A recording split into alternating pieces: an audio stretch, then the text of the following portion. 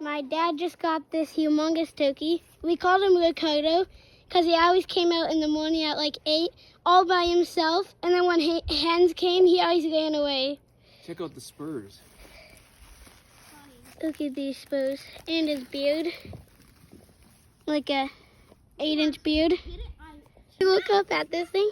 Look at this, watch. Whoa. Look at these colors on his face. Red, white, blue, pink. Red, white, and blue for America. Look at that. Look at how big these feathers are. They're like And look at the colors here. There's so many good colors too. Look at them. They're like red turkey. Show you something cool too. Finally. Oh! And Joni and I put the stock on him and harvested him. He's huge. Okay, for the turkey brine, here's what we did. We harvested the turkey, took some photos, then plucked the turkey. This took about an hour and 15 minutes. Plucked the turkey, gutted it, took the head off, took the feet off, took the wings off, and, rinsed it, got it all clean. Then I put it in a food grade bucket, and we put salt and sugar of some kind. So we use, I think, maybe some organic cane sugar. You can use maple syrup. You can use whatever you want, but for us, we use as natural as we can get. And then salt, we use sea salt or Redmond salt or some kind of good salt. You don't want to use stinking Morton's table salt. Don't do that. Use some kind of really good salt that has the minerals in it that you want. And we put it in the food grade bucket and put it in the fridge. If it's cold enough outside, you can just leave it in your garage, but otherwise you need to put it in the fridge.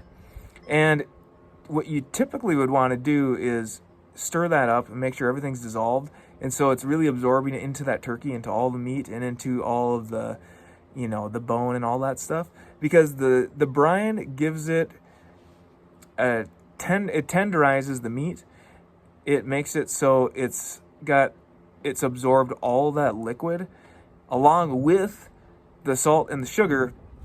And so that breaks down the meat a little bit. It's not so tough.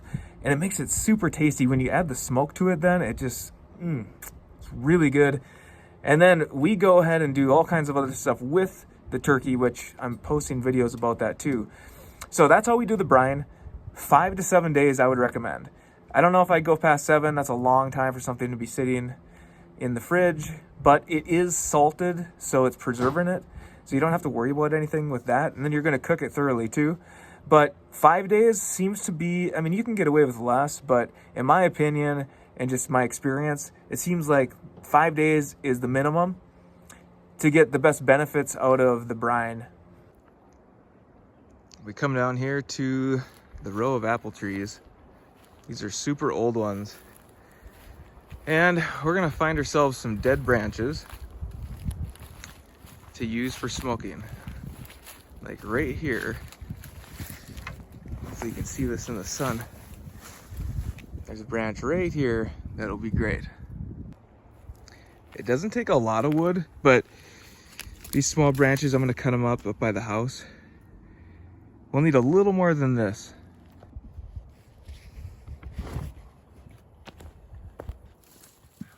The small branches, I'm just gonna break them up.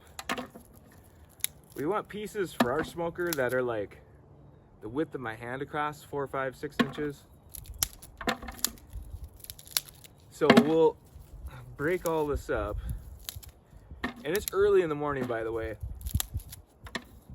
Not as early as I would have liked, but that's why I don't have different clothes on. I'm kind of in my run around the house clothes, because I want to get this started as soon as possible, because this is going to turn into an all-day thing. But it'll be so worth it in the end.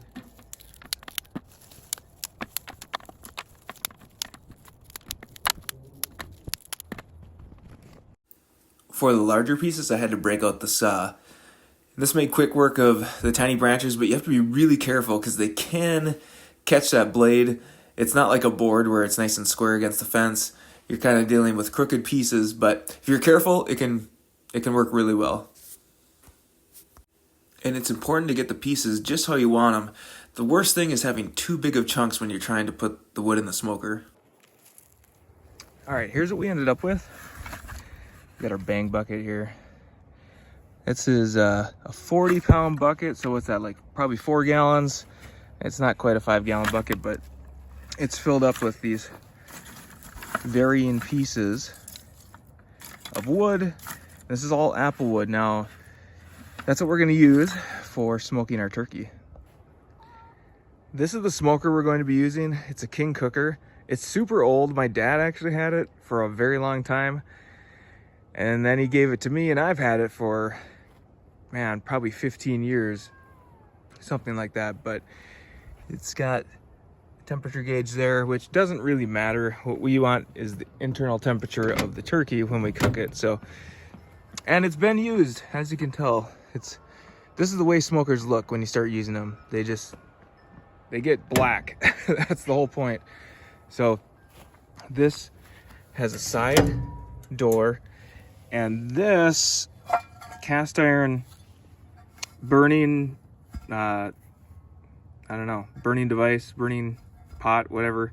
That's where our wood is gonna go, and then we'll slide it in here, and this thing catches the grease and drippings from the whatever we're smoking. But and then that'll create smoke in there, and you know, smoke will be coming out the door and out of here.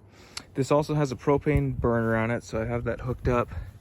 And so once we get our turkey smoked, and we want it to have smoke on it for like an hour and a half, 2 hours, then we'll turn the propane on and we'll get the turkey up to temp. Here's our turkey. This is a food grade bucket, and we plucked the turkey and put it in here. It's been 7 days. It's been 7 days since we put it in the fridge, and it does not look appetizing, does it? But wait till it's done. Okay, so this is the nasty part of the whole process, in my opinion, is getting your hands in a turkey's butt. Of course, we gotta let the water drain as much as we can.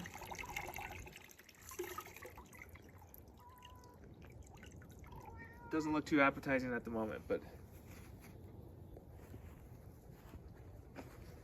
we're gonna try and hold this open, put our turkey in. You want it in the center as much as possible.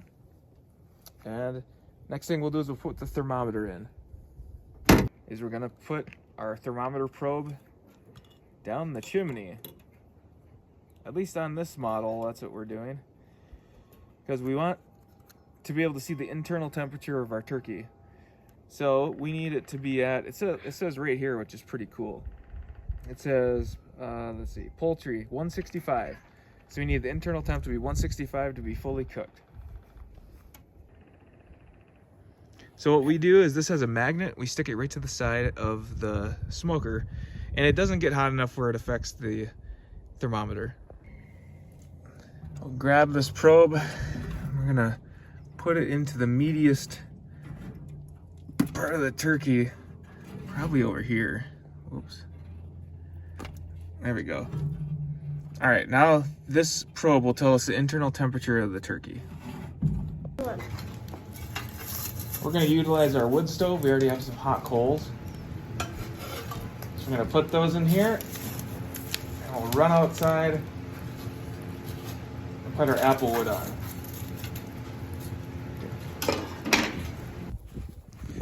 All right, we got our, they don't look hot, but they're hot.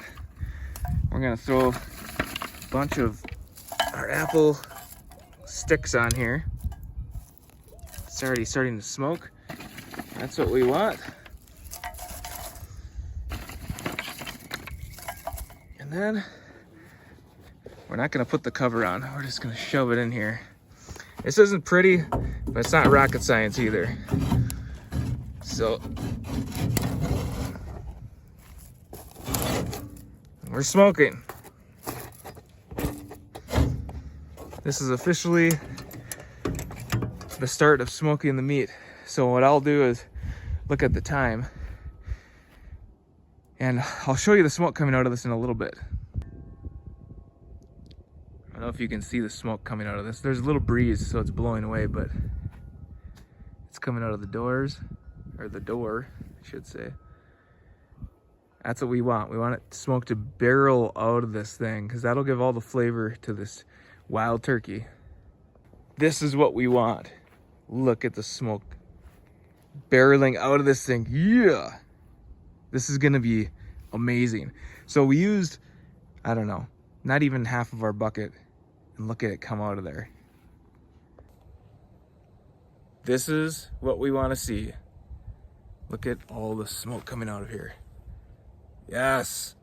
Now that turkey is getting all that smoke on it, it's permeating the meat and the skin and the bones. And so when we take this out, so when we take this turkey out, it's gonna be awesome. Guys, this is the coolest thing ever when you see the smoke just coming out of here. Yes! So the internal temperature of the turkey right now is 106, and we've had it smoking for probably 3 hours so far. So I'm just about to turn the propane on and we'll get it up to temp. What is that? 240 some degrees. And the internal temperature of the turkey is at 109. We need to get to 165. Pretty much our apple wood is all used up, so we're gonna start the propane. All right, it's been like 40 minutes with the propane on. We're still at that same temperature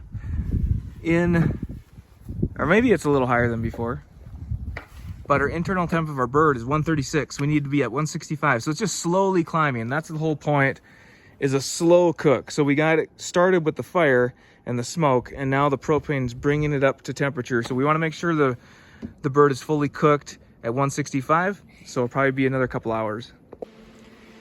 Here is the result of our smoked turkey. Now we ate probably half of it last night with some friends, but it turned out amazing. I wish you could smell it in this video, but you can't, of course. This turned out really good. The brine is what makes it. The brine and the smoke combination makes it so, so good. There we have our white meat on top, dark meat on bottom. These are all chunked up. These are going in the canner. We're gonna put them in canning jars and can this.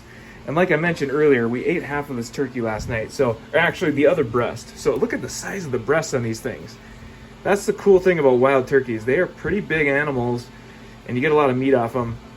I mean, at least for a turkey, right? So this one we're gonna slice up for sandwiches and just eating throughout the week. All this is going into the canner, and we'll show you that too. You want to also top here,